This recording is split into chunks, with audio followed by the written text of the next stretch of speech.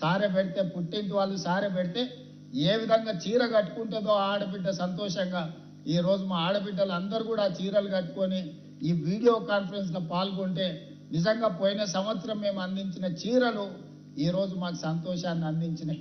అదేవిధంగా పట్టణాలలో కూడా కొంతమందికి గతంలో ఉత్పత్తి పూర్తి స్థాయిలో రాక వాయిదా పడ్డది. ఇప్పుడు వాటిని కూడా సీతక్క గారు పంపకాలు మొదలు పెడతామన్నారు.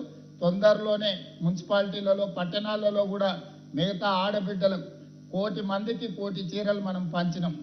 అదేవిధంగా ఇప్పుడు నూతనంగా ఆనాడు పాలపిట్ట రంగు ఇస్తే ఈ రోజు చిలకపచ్చ రంగు ఈ రోజు మనము నూతనంగా వెనకాల కనిపిస్తున్నాయి కదా. ఈ రోజు ఈ చీరలు ఈ డిజైన్లు ఆమోదం కాబోతున్నాయి. ఈ రోజు కొత్త చీరల్ని కూడా మా ఆడబిడ్డలందరికీ కూడా పెట్టడం ద్వారా పండగ మీ సోదరుడు చాలా మంది తల్లి అన్నదమ్ముళ్ళు సొంత చెల్లెళ్ళనే ఇంట్లోకి వెళ్ళగొడుతారు. ఈ మధ్యనే రాజకీయాలలో మీరు చూసారు. సొంత చెల్లెని ఇంట్లో నుంచి అన్నయ్యలు కొడితే ఏ రకంగా ఆ చెల్లి అన్న మీద శాపనార్థాలు పెడుతుందో.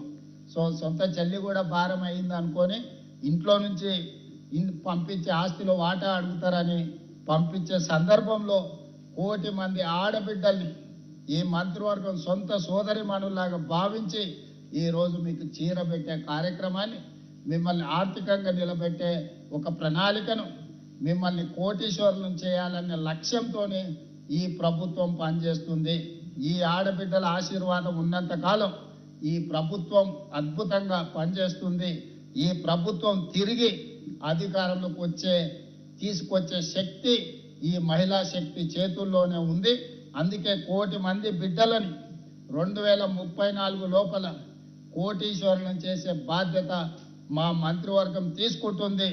ఆ దిశగా పనిచేస్తున్న కష్టపడుతున్న మా అధికారులను అభినందిస్తూ ఈ కార్యక్రమంలో పాల్గొన్న మా ఆడపడుచులందరికీ మళ్ళొకసారి శుభాకాంక్షలు తెలియజేస్తూ ఇంత మంచి కార్యక్రమాన్ని ఏర్పాటు చేసిన సంబంధిత శాఖ మంత్రివర్యులు సీతక్క గారిని కూడా అభినందిస్తూ మీ అందరి దగ్గర సెలవు తీసుకుంటున్నా. ధన్యవాదాలు ఆడబిడ్డలారా.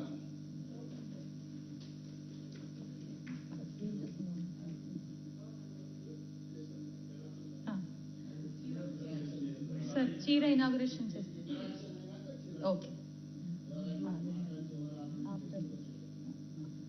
ఇంటరాక్షన్స్ ఎవరిని తీసుకుంటుందో కొంత తీసుకుంటూ వాళ్ళతో మాట్లాడుతాం. సార్ ఫస్ట్ 900 భవనాలని కడుతున్న నల్గొండ జిల్లా